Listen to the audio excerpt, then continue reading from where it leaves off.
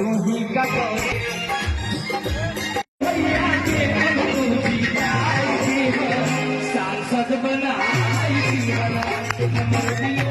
भैया के सांसद बनाई दीवाना और कमल जाके भैया कमल दबाई दीवाना जाके बूथ में भैया कमल के बटन दबाई दी सांसद बना